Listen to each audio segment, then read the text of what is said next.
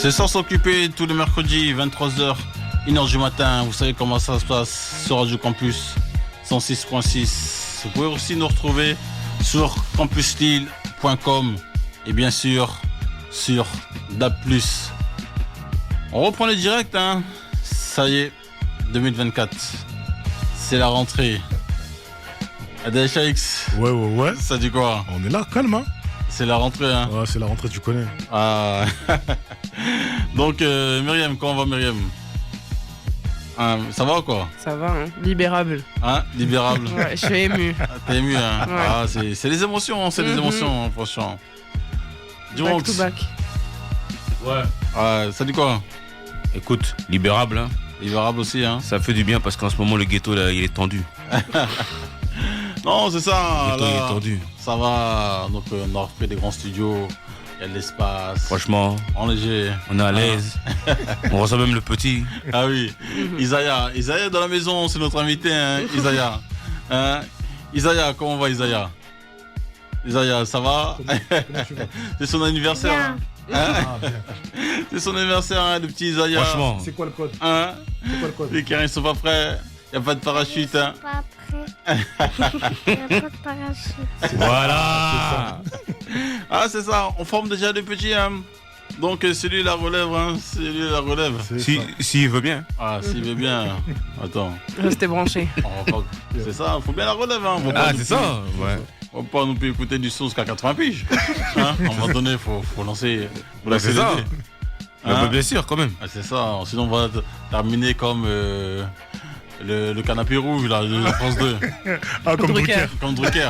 Eh Ou ben même, oui. ou même comme des diffoules. En tout cas, ce soir, nous allons débattre sur l'album d'Infinite 888. Donc, c'est un artiste hein, qui est signé chez Don Dada. Donc, Don Dada, vous savez, hein, pour trouver un artiste déjà comme Alpha One. Ouais, c'est le label d'Alpha One d'ailleurs, je pense. Ouais, c'est ça. Hein. Donc, un artiste hein, qui vient du 06, hein, Nice. Ouais, c'est ça. Ouais. Donc, c'est un Niçois de base, hein, donc il a fait ses armes là-bas, etc. Il s'est connecté avec le label Don Dada, Alpha One, etc. lors d'un concert hein, sur Nice. Hein. Ils sont checkés, ils ont échangé, etc. Oui, t'as un bon move, ils sont suivis. Et voilà, il a signé là-bas. Il a sorti un album 888. Donc, qui commence Myriam? Ouais. Ah, Myriam, elle a dit moi. Ah ouais, carrément. parce que oui. j'ai peur de te pousser, donc je saute sur le créneau. Vas-y. Non, du coup, je vais être rapide. Mais déjà, je tiens à m'excuser pour quand j'ai dit que le rap en ce moment, c'était ennuyant. Non, Ouais. non, moi j'ai compris pourquoi Voilà. tu veux dire ça. C'est plus ou moins le rap game en général. Voilà, en général. Mais quand tu commences à descendre, il y a des choses calées. Voilà. Alors moi je le connaissais pas du tout pour le coup. Je vais pas faire la connaisseuse. J'ai un peu checké quelques trucs. J'ai vu que ça faisait 4 ans qu'il avait pas sorti de projet. Et j'ai vu que la fanbase qu'il a l'attendait beaucoup. Ouais. Et franchement, pour ceux qui l'ont attendu 4 ans en tout cas, ça vaut le coup. Parce que déjà, je me doutais un peu, là tu viens de dire qu'il vient de Nice, je me doutais un peu qu'il venait pas de Paris. Mais je savais pas trop le situer. Ok. Parce que c'est vrai que ces sons font très nocturne, vacances, voilà, un peu hors du commun, hors de ce qui se fait en ce moment. Et franchement, j'ai rien à redire. Les prods sont super bien faites, et je dis pas ça pour meubler, c'est vraiment sincère. Il y a beaucoup de punchlines, l'album il est trop propre, parce qu'en fait il y a rien à dégager. Moi je l'ai trouvé super bien construit, et ça rappe. Ah, ça rappe. Franchement, ça rappe. Voilà. Et je sais rien de lui. Donc, non, donc je suis même pas parti voir sa tête ou quoi que ce soit en fait. Tout ce que je sais, c'est que ça change trop. Ah, Je sais pas c'est quoi son bagage avant, je sais pas s'il a sorti des choses avant, honnêtement. ouais, il a sorti de projet avant. Il a sorti au moins 8 projets. Là, c'est le 8e. Projet, mais est-ce qu'il a sorti d'autres albums? Non, c'est le premier album. Ok. C'est le premier album, mais c'est le 8e projet. Bah, honnêtement, je comprends pourquoi il a pris son temps.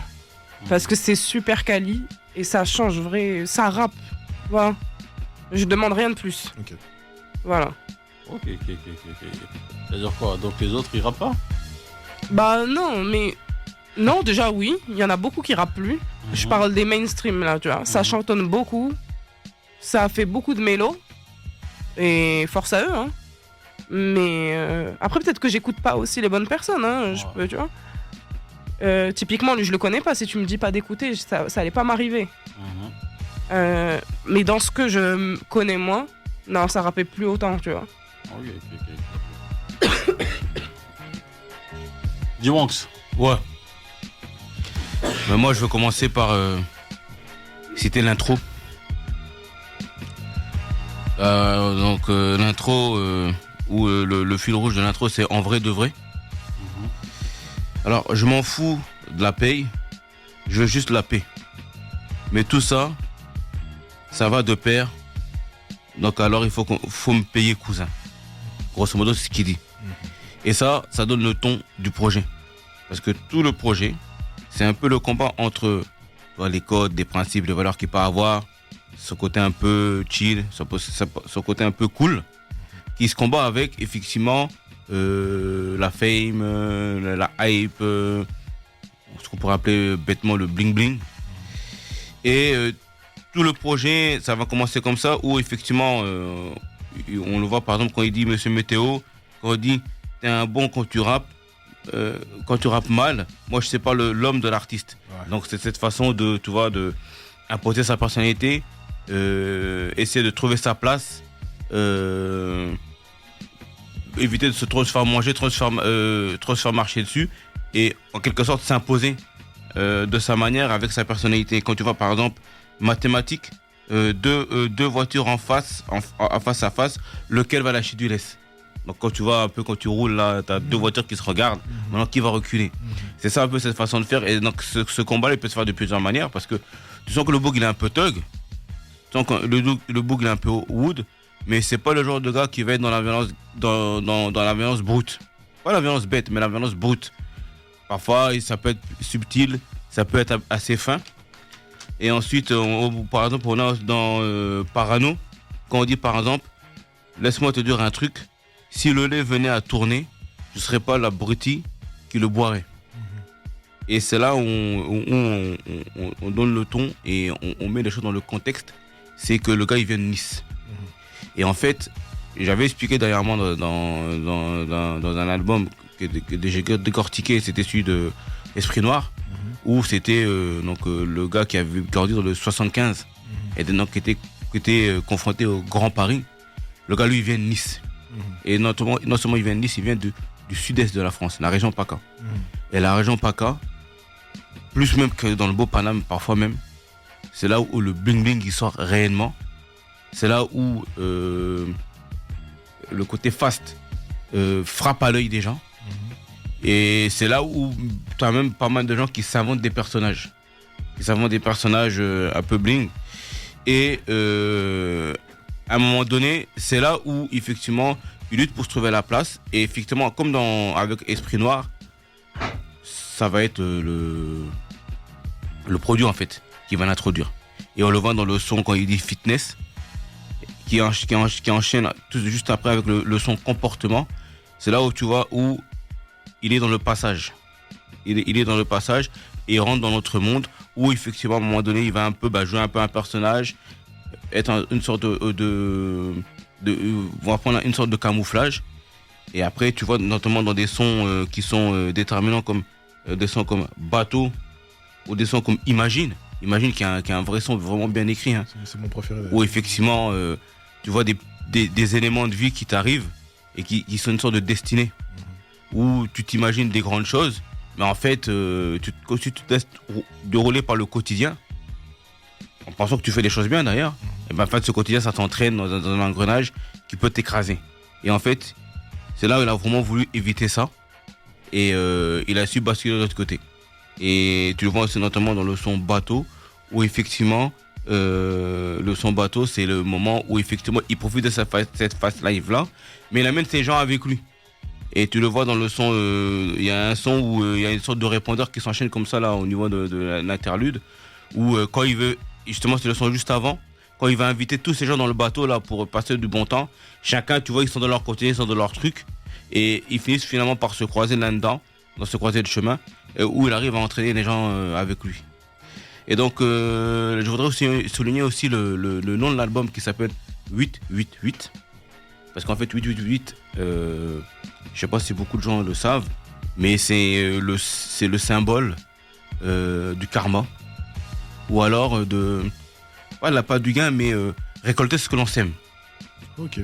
Et en fait... Comme au casino, quoi. Comme au casino. Okay. Et effectivement, justement, tu dis très bien le mot casino d'ailleurs dans la région PACA, c'est très répandu, c'est cette capacité à prendre des risques, à essayer de se mouiller pour passer de l'autre côté.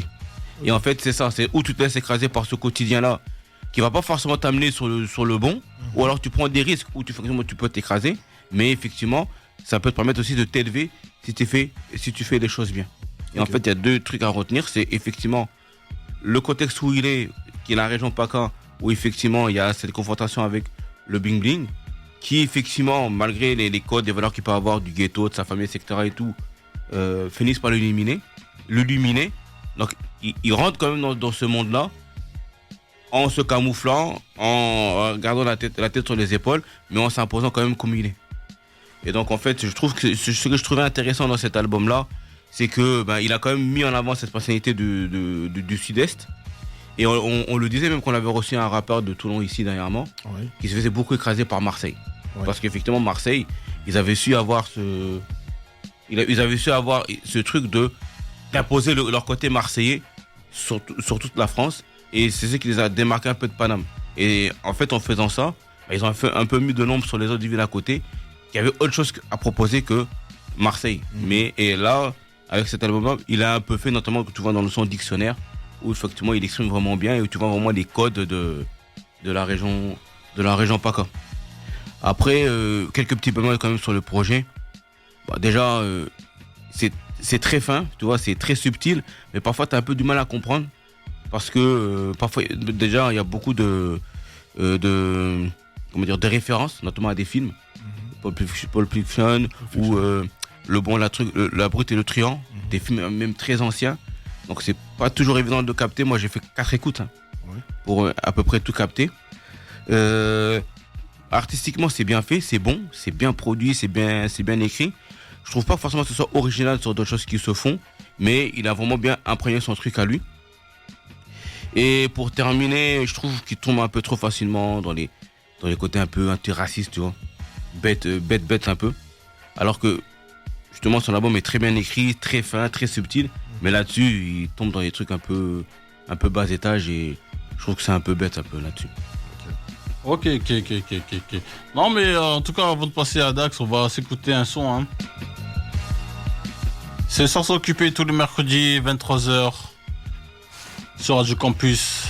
Les carrés sont pas prêts. Vous pouvez nous retrouver sur campuslille.com ou sur DAB+, et bien sûr sur 106.6 ADHAX Infinite 888. Monte un peu au micro là. Vous m'entendez bien là? Ouais, c'est bon. Ok, d'accord. Bon. Infinite. Donc moi j'ai une analyse un petit peu différente en fait de ce qu'a fait Dubé. Okay. Donc je vais commencer en fait déjà en fait avec le nom du projet. Donc 888.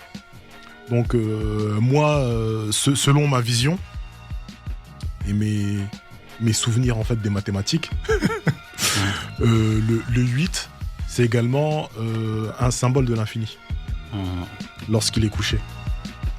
Et le fait en fait que le projet s'appelle 3x8,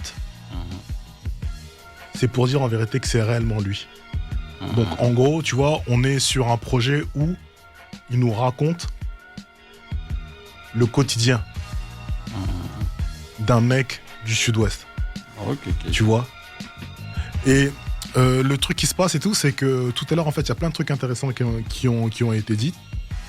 Et je veux pas faire le mec qui écoute Infinite à fond, mais je tiens à rappeler quand même que tout à l'heure, en fait, on a expliqué que c'était son 8e projet, celui-là, et que c'est une personne qui est là depuis longtemps.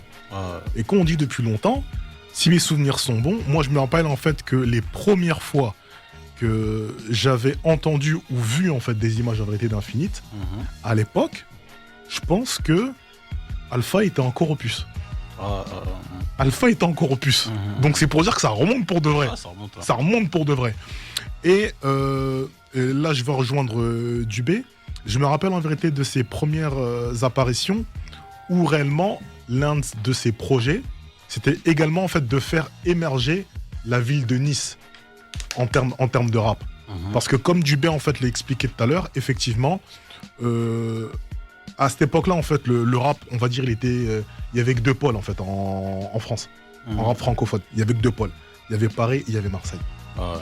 Et donc effectivement, lorsque tu étais du sud, peu importe en fait d'où tu venais du sud, en vrai, on était là, on te cataloguait en fait en rap de Marseille. Et lui, il est arrivé à un moment donné où il y avait également en vérité l'avènement de la trappe aux États-Unis. Et il était venu en fait avec une idéologie sud-sale.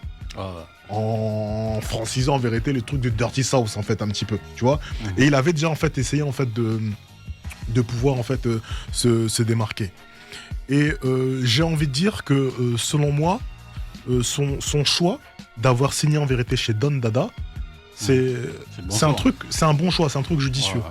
Parce qu'en fait, ça l'a permis à lui en vérité, en tant qu'artiste, de pouvoir en fait travailler sur une identité singulière. Et c'est un truc en vérité qui est bien qui est bien représenté dans ce projet-là. Et je dis en fait c'est bien représenté, mais je t'avoue que quand j'ai écouté en fait au tout début, à la première écoute, je me suis dit lorsque j'écoute Infinite, pour moi en fait j'ai l'impression en vérité que il est dans les mêmes créneaux, et on pourrait le mettre dans le même créneau que le Prince Wally. Ok. Par rapport en fait à la signature en fait auditive. Quand je parle de signature auditive, ça veut dire que c'est la couleur du son. Parce qu'en fait, ce sont des sons là qui sont beaucoup inspirés en vérité de samples qui sont très jazzy et très soul. Mais à la différence de Wally, moi ce que je trouve en fait, c'est que là, la bande sonore, c'est vraiment en vérité qu'un appui. Parce que les sons sont quand même en vérité très très aérés, et on laisse beaucoup de place à son écriture, à ses jeux de mots, tu vois. Et donc, tu vois, ça veut dire que c'est bizarre, parce qu'en fait, la musique, en fait, elle est bien construite parce qu'en vérité, elle est fournie, et en fait, en même temps, en fait, elle est minimaliste. Et j'avoue en vérité que c'est une partie en vérité du projet en vérité que j'ai fortement apprécié, parce que comme l'a dit Myriam tout à l'heure, en gros, en fait, ça fait plaisir d'entendre des choses différentes. Et moi, j'ai envie de dire que moi, en fait, je suis pas contre en fait les artistes qui chantonnent. Le souci que j'ai aujourd'hui, c'est qu'en vérité, tout le monde chantonne. C'est ça. Et il y a un moment donné, ça veut dire que même les choses en vérité qui sont bien, lorsqu'en fait elles sont répétées par tout le monde et qu'elles deviennent la norme, en vérité, ça perd de sa saveur. Et c'est la raison pour laquelle les projets en vérité que ces dernières semaines ou bien que ces derniers mois en fait que nous on apprécie le plus, ce sont les morceaux en vérité qui reviennent en vérité aux origines. C'est ça. Tu vois. Dès qu'en fait on revient en fait au fondement, on se dit ce truc là en vérité c'est chaud en fait, tu vois. C'est ça. Et donc pour moi en vérité, tu vois quoi et tout, même en fait le timing dans lequel en vérité Infinite, du moins l'équipe d'Onanda en vérité sorte le projet, je trouve en vérité que c'est un bon timing. Parce que je pense que si ce projet là il avait été sorti en vérité il y a 2 ans, on n'aurait pas plus calculé que ça, tu vois. Or que là en vérité il y a vraiment en vérité sa pièce à jouer. C'est ça, ça démarre tout de suite direct. Ça donne tout de suite, ça se démarre. Parce qu'on nous entend à la radio. C'est pour ça. Donc franchement, j'ai envie de dire que c'est un projet qui s'écoute et se réécoute. Donc peut-être qu'on aura des oreilles en vérité qui seront moins habituées à ce genre de musique, parce qu'en fait ils aiment beaucoup en vérité la mélo, ils aiment beaucoup en vérité les choses en vérité qui sont carrées, mais moi je dirais en vérité que là en fait on repart en vérité dans un autre esprit, c'est ça, et qu'en fait il faut laisser la chance en fait au projet, parce que je pense que le projet ne sera pas évident pour tout le monde. C'est vraiment un truc, un disclaimer, ça sera pas évident pour tout le monde, mais laissez la chance en vérité au projet, parce que l'artiste en vérité mérite et que le travail en vérité est bien fait. Et en fait, big respect en vérité pour tout ça, quoi. Et je mets mention spéciale au morceau que tu as passé tout à l'heure. Imagine. Donc Imagine. j'ai beaucoup aimé en vérité la conceptualisation en fait du morceau, le fait en fait de pouvoir imaginer quelque chose.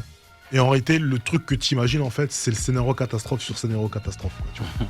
Et ça, je trouve en vérité que tu vois tout, c'est lourd, c'est chaud. Non, c'est ça, je pense que c'est un projet qui va perdurer dans le temps. Hein. Ouais, Et ouais. surtout, Ne pas hésiter à faire la réécoute. Ah oui, faut pas. faut écouter. C'est Hein. des projets qui méritent la réécoute. Oui. Parce qu'il y a beaucoup de choses à capter. Comme tu dis, c'est pas évident. Il faut avoir des références. Faut pas hésiter à aller se renseigner aussi de temps à autre. Tu vois, pas forcément aller dans le dictionnaire, mais aller dans le Wikipédia. Ouais, mais c'est vrai. Tu vois, dans ce qu'on appelait à l'époque les encyclopédies. L'encyclopédie, oui. Voilà, c'est ça. Et c'est ça surtout. Ouais. Et j'ai envie de dire aussi, ça m'a fait plaisir en fait de voir certaines personnes en feat. Ouais, 3010.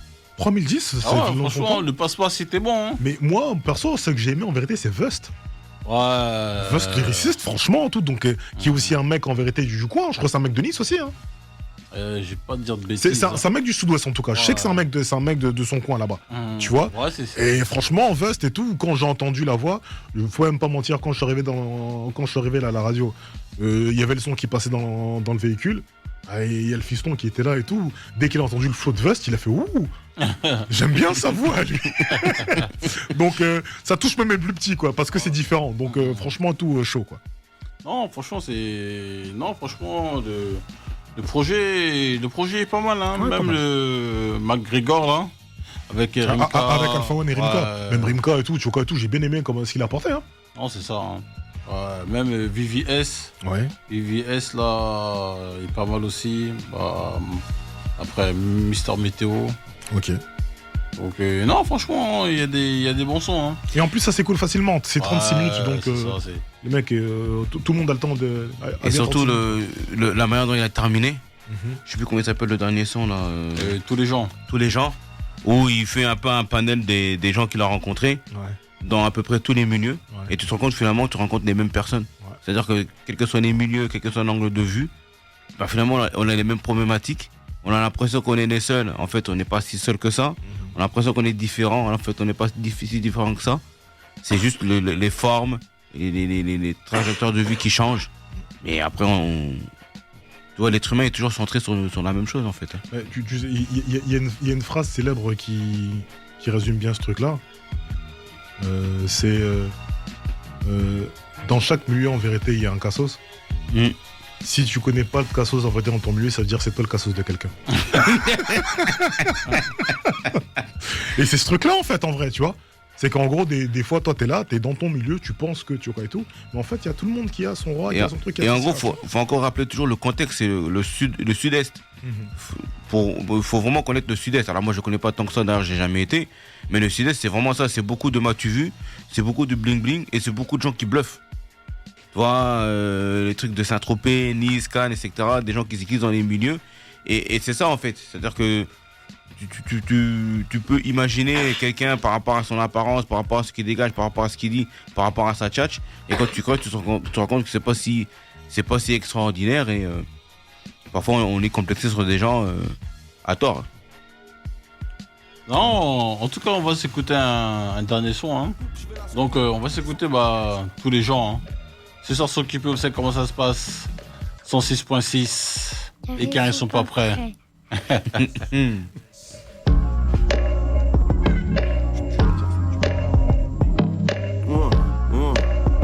Yes.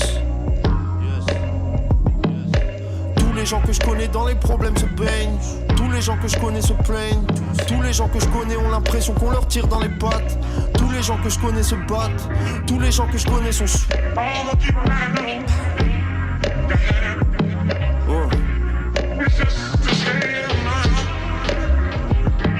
Je disais tous les gens que je connais sont sous pression.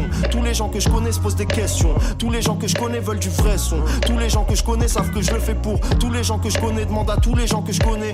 Tous les gens que je connais sont différents. Mais tous les gens que je connais ont ce truc en commun. Presque tous les gens que je connais ont la même manière de régler leurs différends. On peut presque dire qu'ils sont tous hors du commun. Tous les gens que je connais veulent tous leur villa et leur Porsche à la grille. Mettre leurs proches à l'abri. Pour toi la coupe, je vais la secouer dans tous les sens, je te le promets. Je donnerai pas de prénom, je dirai juste tous les gens que je connais. Tous les gens que je connais. Yes. Tous. Oh. Je connais des videurs, des bandits, des dealers, des yankees, des gens qui font leur sport après un méchant spliff. J'ai promis de faire du sale pour tous les gens que je connais. Y'en a peut-être qui me veulent du mal parmi tous les gens que je connais. Ceux qui se lèvent à 5 du mat, ceux qui se couchent à 10, ceux qui font les têtes à tête, ceux qui bougent à 6, ceux qui veulent qu'on se mélange les communautaires, ceux qui sont nés hommes de la maison, qui n'ont pas connu leur père, ceux qui veulent remonter d'Espagne en cortège de gaufres pleines juste pour attraper le temps parce qu'ils sortent d'une grosse peine. Pour toi je vais secouer la coupe dans tous les sens, je te le promets. Je donnerai pas de prénom, je dirai juste tous les gens que je connais, tous les gens que je connais. Yes. Oh. Tous les gens que je connais dans les problèmes se baignent. Tous les gens que je connais se plaignent. Tous les gens que je connais ont l'impression qu'on leur tire dans les pattes. Tous les gens que je connais se battent. J'ai dit tous les gens que je connais dans les problèmes se baignent. Tous les gens que je connais se plaignent. Tous les gens que je connais ont l'impression qu'on leur tire dans les pattes. Tous les gens que je connais se battent. Tous les gens que je connais.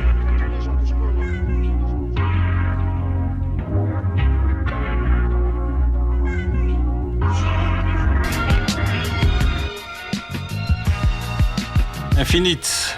888. Non, en tout cas, franchement, Infinite, hein. Il a fourni franchement un album de qualité. Non, c'est comme dit Myriam, c'est bien produit, c'est bien mixé, c'est bien écrit. C'est quand même assez fourni. Hein. C'est le seul bémol que je vais mettre par rapport à ce que nous a dit notre gars Adak. C'est quand même bien fourni quand même. Ouais. Hein, et toi, quel morceau tu peux retenir Moi, du Bronx? Ouais. Bah moi c'est le dernier. Hein.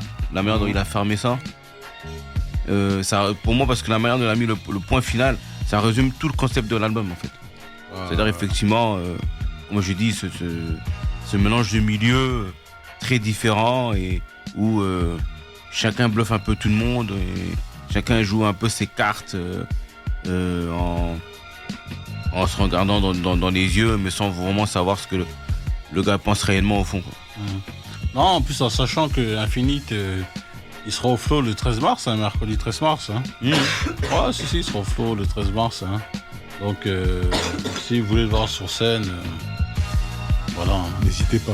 Faut pas hésiter, faut pas hésiter. Hein. Faut aller.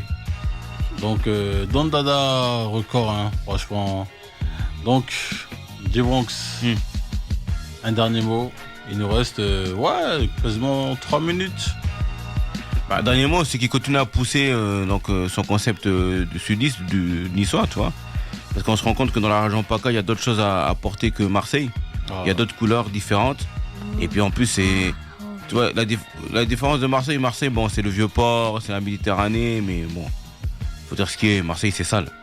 Alors que quand tu vas ailleurs, tu vois, t'as les Toulon, t'as les Nice, où t'as les Saint-Tropez, où t'as quand même un côté un peu plus bling-bling. Donc, il y a du ghetto aussi, mais un autre ghetto à apporter, un autre ghetto à vivre, avec d'autres vécus et d'autres paramètres. Donc, il continue à pousser là-dessus, il continue à faire venir ses petits de là-bas, et j'espère qu'il y a un jeu qui va se faire, qui va se développer, parce que il y a encore d'autres choses à apporter dans ce game français.